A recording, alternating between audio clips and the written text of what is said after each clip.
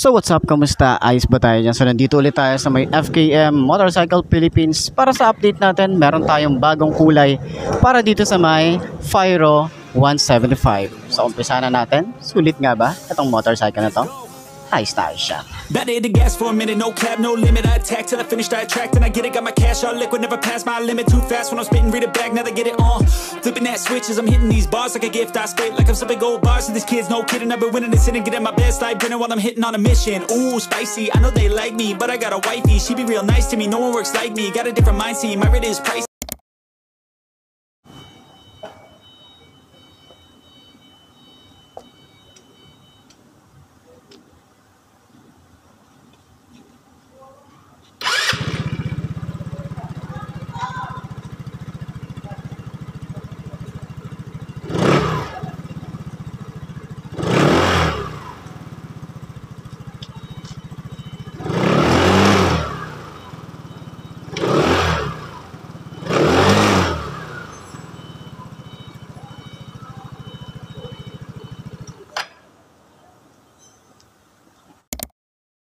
Magkano itong motorcycle na to? So ito ay nagkakahalaga ng 89,800 para sa presyo niya na 175cc. Masasabi ko na very competitive, maganda, premium yung kanyang looks, lalo yung mga kulay nito. So meron tayo available dito na kulay gray, and yung iba hindi natin nakita pero meron tayong kulay white. And update ko na lang din kayo sa mga kulay pa na ilalabas nila na hindi natin naabutan yung ibang kulay diba? So update ko na lang din kayo doon pagbalik natin dito. Tsaka bibigyan ko kayo ng long term review para dito.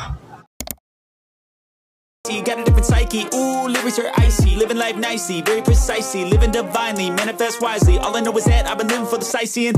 Been around the world for a visit, first class ticket. Man, I'm in it, man, I'm winning. I don't have no limit. If I want it, then I get it. If you want it, then you get it. I ain't never done finished, I'm a giver. I've been given first place. I've been winning 6 shots, head spinning, but I still keep ripping and I still keep hitting 2 ways. I'm splitting all in, I'm risking it all. Yeah, I don't ever fall. Yeah, but if I do, I get back up, stand. Sabi natin dito na ito ay may combi brake system. Ayan. So FI.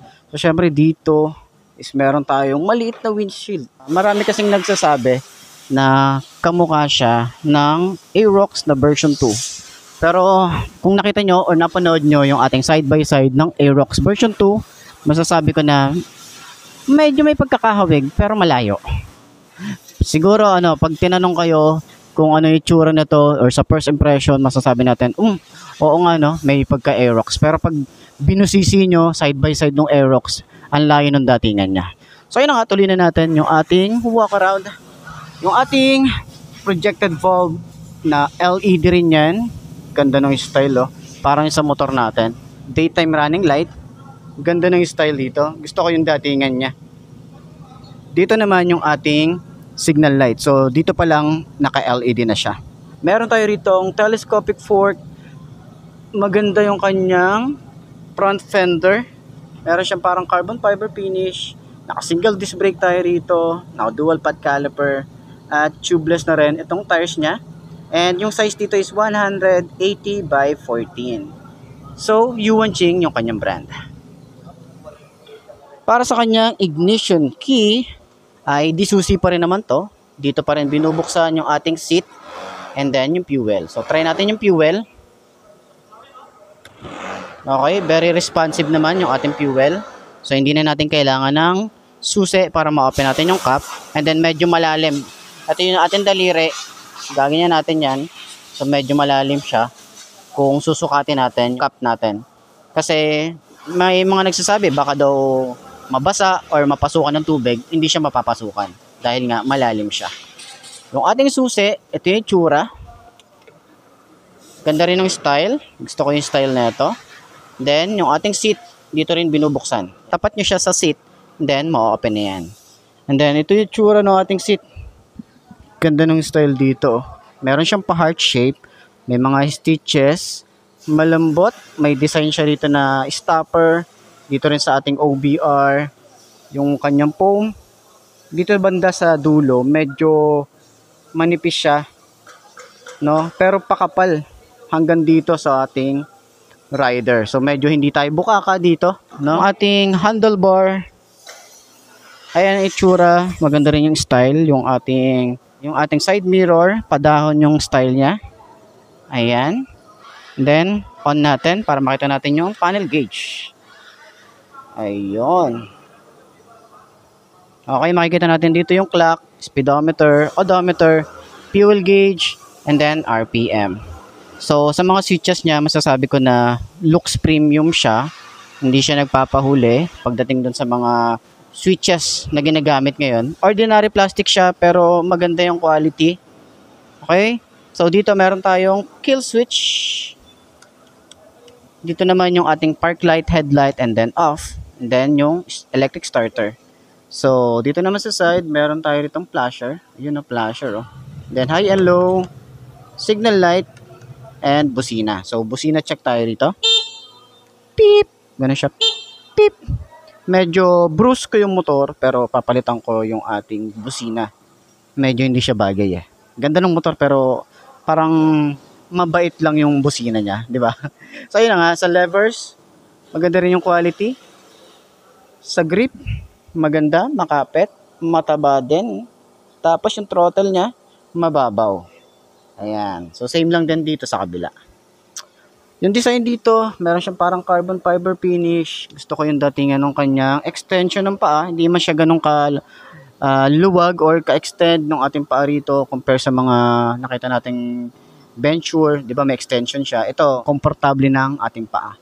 Pero yung ating pillion, ganda ng style. Malapad din siya. Mahaba. May glitter effect yung kanyang paint. No? Tapos may lock din siya. And may bago rito, meron siyang Fyro na 175 decals. So, mas maganda sana talaga rito. Emblem eh. Mas okay sa kanya emblem. Pero yan, napaka-minimalist ng kanyang decals. Dito sa side, pansin natin yung ating design dito. Ganda rin. No? Ang brusco din nung datingan niya rito. Siyempre, naka-air-cooled pa rin naman tayo rito dahil nga yung compression ratio nito mababa lang. So, hindi na natin kailangan mag-liquid cool. Pero, mali naman natin, di ba? Pag dating ng panahon or upgrade dito is magkaroon siya ng liquid cooled. Mali naman natin. Yung kanyang pipe, bulky, ganda ng datingan, flexible yung kanyang plastic, and naka-dual shock tayo rito at ito ay adjustable. So, meron din tayong tire hugger, flexible din yan, mahaba yung itsura niya. Meron din tayong fender para at least nakakatulong to sa talsik ng putek. Meron tayong reflector, may reflector, lagayan ng plate, yung ating signal light, LED na rin yan.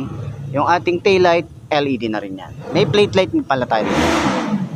So, naka-single disc brake tayo rito, wala siyang ABS, no? At naka-dual path caliper tayo rito. Ang size dito ay 120/70 by 14. Panggilid niya ay wala siyang kickstart. Pero ang ganda ng itsura ng ating panggilid. Sumasabay, bulky, ayos na ayos yung design. Then meron tayo rito kill switch para sa kanyang side stand. Para naman sa kanyang compartment, malaki din. Dito yung ating battery. Meron tayong helmet hook dito. Malapad din or malawak din yung ating compartment dito. Ayan, ganda rin. So, kung magpapalagay tayo ng top box, siguro magpapasadya tayo dahil wala tayong bracket para dito. Sa mga aangkas naman, dito tayo hawak. Ayan. Yeah, I want it all. Yeah, a good life, I don't think small. Yeah, I'ma be big one day. See me taking off runway. My name up in lights someday. Looking at a crowd that loves me. Yeah, I came here to play. I'm lucid, I'm not losing. This life is one untrue. So ayan, check natin kung abot ba ng 5 to na kagaya ko. Itong Fyro 175. Ayos na ayos to, no? So side stand natin. Ayan. Sa side stand niya, medyo nakatayo lang siya, no? Yung pagkaka-side stand niya, medyo alanganin, no? Medyo alanganin din pala. Kala ko, siguro ko i-adjust ko ng konti para at least yung pagka-bend niya o yung pagkahiga niya is maging okay. Pero yun nga, 5'2" yung ating height. Abot ba ng 5'2" na kagaya ko, na naka-boots? So, syempre, abot natin yan. Medyo tingkayad, pero kayang i-manage Dahil medyo magaan lang din naman yung motor. Mukha siyang mabigat tingnan, pero magaan siya. Yung kanyang shock, ganda ng play oh. Ganda ng shock oh. Sa likod, ganda rin ng play. Turning radius, malawak din siya. Ayos na ayos to. Ganda, ayos diba? Tapos ganito yung itsura natin kapag naka-ride o riding position natin dito. Napaka-komportable lang ng motorcycle na to. So ayun na nga, para dun sa lahat ng mga gustong kumuha na to, puntahan nyo na lang yung mga branch or dealer ni FKM. Ilalagay ko na lang din dyan. And yung price, siguro naman, yung price nga pala nito medyo tataas daw. Depende sa lugar nyo or sa dealer na malapit sa inyo. So ayun na nga. So para sa mga beginner na gusto magkaroon ng bike, ito yung first bike nila. Pwede to. So subukan nyo to. Ayos na ayos yan.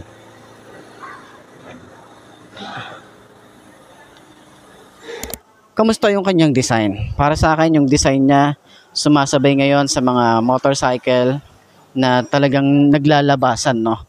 Sasabay itong FKM na to, itong Fyro 175. So, matitest ride din natin to, no? Soon. At bigyan ko na lang din kayo ng full review para dito dahil nga papahiramin tayo ni FKM nitong Fyro 175. Abangan na lang natin yan.